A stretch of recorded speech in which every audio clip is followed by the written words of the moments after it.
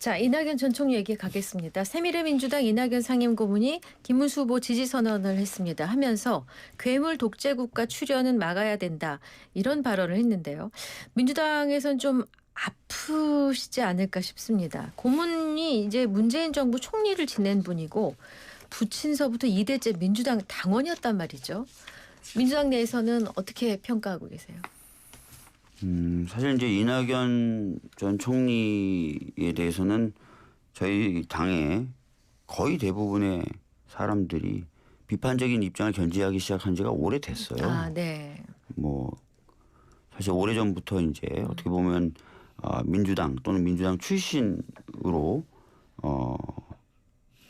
평가하기가 어려운 언행을 많이 해오셨고 그럴 때마다 저희들이 굉장히 큰 아쉬움과 네. 이런 것도 표명했지만 네네. 바뀌지 바뀌지 않으셨죠. 않으셨구나. 급기야 이제 어떻게 보면은 국민의힘 저희들은 내란에 굉장한 책임을 갖고 있는 정당이라고 보고 있는데 그 정당의 손을 지금 들어주신 건데 본인이 평상시 얘기하시는 김대중 전 대통령님의 어떤 그런 가르침이라든지 철학에 비춰봤을 때도 완전 이건 180도 전혀 상반된 행동이다라고 말씀드리겠고 네네.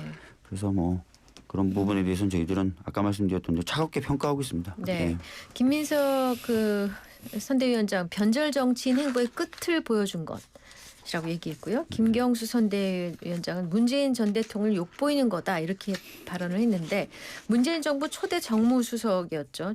전병헌 새미래민주당 대표가 문재인 전 대통령이 나라의 원로이자 어른이라면 민주당의 삼권 분립 파괴와 사법부 침탈에 최소한 경고는 해야 했다라고 맞받았습니다. 상권 분립을 민주당이 침해했다고요?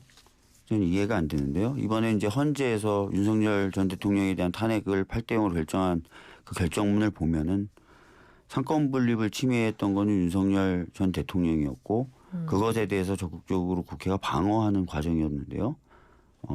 최근에 있었던 헌재 결정문하고도 완전히 다른 그런 판단을 하신 거고 사법부에 대해서 저희들이 비판 제기한 거는 제가 뭐 누차 다른 매체든 여기든 나와서 말씀드렸지만 대법원이 이제 보여줬던 이상한 모습에 대해서 법원 내부에서도 다수의 부장판사들이 이렇게 하는 게 어딨냐 수십 년간 본 적이 없다라고 얘기할 정도의 이례적인 과정이었고 그래서 결국 전국 법관 대표자 회의까지 열리지 않았습니까? 이런 부분에 대해서는 전혀 뭐 평가를 안 하시는 것 같아요. 문제 있으면 사법부도 국회가 견제합니다. 그게 상권 분립입니다. 그리고 문제 있으면 그렇게 하지 말라라고 얘기하라는 게 또 헌법의 정신입니다. 네. 잘못 판단하고 계신 것 같아요. 근데 민주당 내에서 추진 중인 이제 조희대 특검이나 대법관 증언법이나 비법조인 대법관법, 재판중지법 등등을 아울러서 이렇게 문제 삼았다는 생각이. 그 부분에 대해서 조금만 더 보충을 네. 드리면 다른 것보다도 이제 대법관 증언에 대한 부분은 거의 한 20-30년 된 법조에서의 논쟁 사항이고 지난주에 참 설명을 해주셨었네요. 예, 그래서 인원이 많지 않다. 예, 그리고 어떻게 된 게 어떻게 12명의 대법관이 수천 수만 건의 사건을 처리할 수 있습니까? 같은 인구 규모로 치면은 뭐 독일 같은 경우에는 훨씬 더 100여 명이 넘는 대법관들이 있거든요.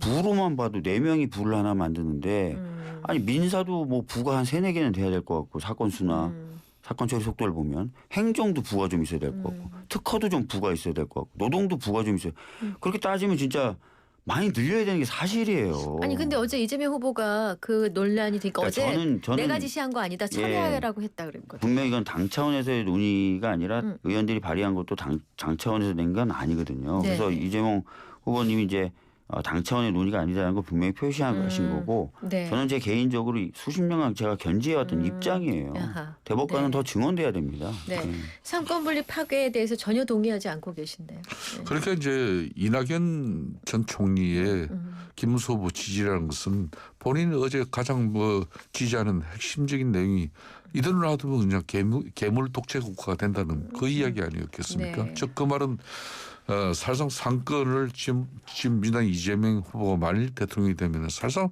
손에다 다 틀어지는 그런 결과가 될 것이다. 그렇기 때문에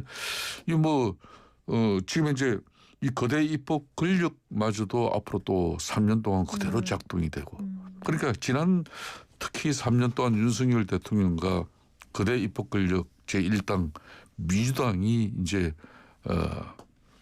이 과도한 입법 권력을 어떻게 작동시켰는지 우리 국민들은 지켜봤거든요. 그러니까 이제 이 절제되지 않는 그런 입법 권력의 이런 사실상 위험성이라는 것은 이미 우리 국민들도 상당히 공포스럽죠. 그런 측면에서 진짜 이 답답한 게 대통령도 네. 앞으로 기회 드리겠습니다. 5년짜리 이 행정부의 수반마저도 그 중심에 섰던 이재명 후보가 대통령이 돼버리면은 그럼 당장 입법에다가 행정부도 지금 손아귀 쥔 데다가 이미 사법 체계마저도 뭐 재판 중집 정지법이다. 그리고 대법원 정원법이다.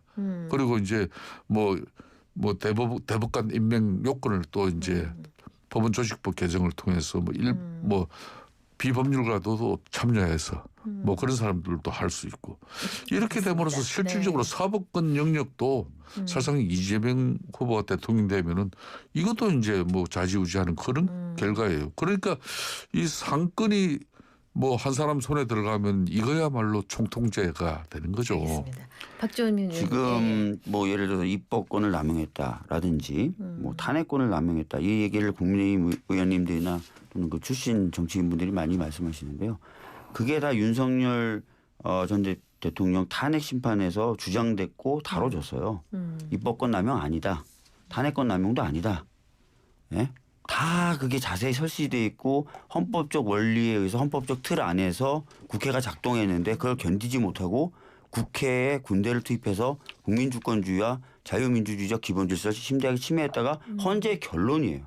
제가 근데 오늘 깜짝 놀란 게 그런 내란을 또 위헌적인 일을 했던 정당이 사과는 안 하면서 오늘 저 지하철역에서 국민의힘의 투표해야 자유를 지킨다는 거예요. 헌재가 분명히 자유를 침해했다고 너희가 자유를 침해했어라고 한 지가 불과 몇 개월 안 됐는데 거기에 대한 반성은 안 하면서 더 이상 이제 국민을 속이려고 하는 말씀들은 안 하셔야 돼요. 만약에 진짜 그런 마음이 조금이라도 있으시면 12월 3일에 있었던 일에 대해서 정말 직설적이고 분명하고 깊이 반성부터 하시고 확실하게 절언하신 다음에 그런 말씀하셔야 돼요. 네, 일단 아까 그 하신 말씀에서 이낙연 고문의 지지 선언이 도움이 됩니까 안 됩니까? 그러니까 이제 사실상 이제 국민의힘이 후보 경선을 마치고 난 이후에 이제 한덕수 대행하고 단일을 가져가면서 이제 빅텐트 이야기가 그 전부터 있었죠. 이낙연 지금 현재 전 총리 이런 분들과는 빅텐트에서 같이 반 이재명 흔히 말하는 반맹 빅텐트의 그 중심 인사였죠. 네. 그렇기 때문에 이분이 봐도 그래도 호남 정치인의 맥맥을 이어온 사람이에요. DJ 이후에. 이분이 오직 민주주의가 걱정됐으면은 괴물 독재 국가로 이렇게 전락할 수 있는 그런 위기를 국민에게 올바르게 알려내는 길은 이제 그래도 국민의힘 김문수 후보를 통해서 지금 거대 입법 권력 민주당을 견제하는 길밖에 없다. 이렇게 판단하고 김문수 후보 지지선이 이뤄진 거죠. 저 부분이 민주당으로서는 좀 아프죠. 아픈 대목이죠. 자, 근데 말씀 중에 한덕수 전 대행 얘기를 하셨으니까요. 한덕수 전 대행이 좀 늦었지만 이제서 김문수 후보 지지를 선언을 했습니다. 대한민국 멈추느냐 갈림길이냐 내일 사전투표 하겠다 이렇게 얘기를 했습니다. 지금 한덕수 전 대행의 행보는 어떻게 보세요? 그렇습니다. 한덕수 대행이 이제 한 보름 전에 이제 이 후보 단일화 과정 속에서 이제 우리 당원들이 결론 김문수 후보를 최종 선택함으로써 한문수 대행의 이제 후보 단일화 그 꿈은 이제 날아갔죠. 한덕수 대행의 예, 대행은 날아가 버리고 난 이후에 지금까지 뭐 상당히 조용한 모드로 좀 지냈습니다만은 늦은 거 아닌가요? 그리고 선거 그래도 6일 앞두고 네. 비록 직접적으로 뭐 유세차에 김문수 후보 옆에 서서 뭐 지지를 호소하는 그런 입장은 아니었지만 그래도 SNS를 통해서 분명하게 입장을 공개 밝혔다. 입장을 네. 밝혀서 김문수 후보를 지지하고 있다는 것은 이거는 보수 우파 진영의 결집뿐만 아니라 네. 중도 예언을 확장할 수 있는 그런 측면에서 상당한 소구력이 저는 있다고 봅니다. 상당한 소구력이 있다. 지금 박 의원님 이낙연 전 총리 지지하고 한덕수 총리 소구력이 있다고 얘기하셨어요. 아까 제가 이낙연 전 총리님에 대해서 말씀드렸고요. 네네. 한덕수 전 총리 최근에 최상목 이상민하고 3인 동시 소환돼서 내란 그렇죠. 관련된 수사 받았죠. 출국 금지도 됐습니다. 출국 금지도 예. 됐죠. 경찰이 이렇게 밝혔습니다. 네. 그들이 진술했던 내용과 실제 확보한 CCTV 영상은 전반적으로 차이가 있다. 그렇죠. 거짓말 해왔다는 거죠. 네. 그런 사람들이 살기 위해서 저는 뭉치고 있다고 봅니다. 짧게 말씀해 주셨어요. 자, 그렇지만 이제 네. 그 맨날 부분이 거짓말들만 하시고 CCTV를 확보한 경찰이 3인을 동시에 소환했잖아요. 이유가 뭔지 아십니까? 3명이 또 말 맞출까 봐. 그렇게 설명하고 있어요. 좋아요. 네. 근데 이제 이 경찰이 지금 이제 저는 상당히 선거 6일밖에 남지 않은 이 시점에 왜 그럼 그때 이제 이미 이 출국 금지는 5월달에 진행된 거예요. 네. 5월 중순입니다. 예, 5월 중순입니다. 네, 네. 얼마 전이에요. 중순. 아니죠. 꽤 시간이 흘렀죠. 네.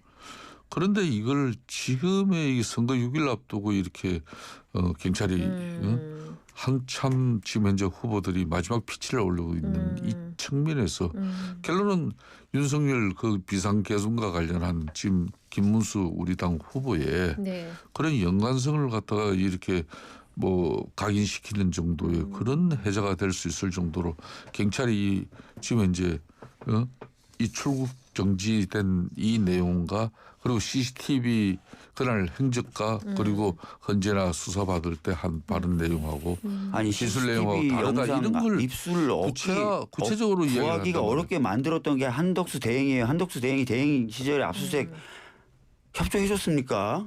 계속 안 되다가 늦게 얻은 거 아니에요. CCTV 영상 자체를. 이제 이 타이밍을 두고 이제 그 신동우 국민의힘 중앙선대위 대변인이 전직 국무위원 내란 혐의 출국 금지 경찰의 선거 개입이다 얘기를 했고 나경원 의원이 한전대행 내란 혐의 소환 조사는 명백한 선거 개입 범죄다 이렇게 얘기를 했단 말이에요. 이 시기를 네. 경찰이 조율하려고 했었으면 좀 더 빨리 이제 CCTV 영상을 구해서 분석이 됐는데 한참 동안 가지고 있다가 했으면 그렇게 말이 되겠는데 아까도 제가 말씀드렸지만 대통령실이라든지 이런 데 압수수색이 안 되도록 만들었던 사람들이 누구죠? 본인들이 다 늦춰놓고 좀 답답합니다. 마지막 예. 질문 가겠습니다. 제가 짧게 한 말씀씩 들을게요. 재외국민 투표가 도입된 이후 투표율이 역대 최고치라고 합니다. 이게 유불리를 따지면 어떻게 해석이 될까요? 민주당은.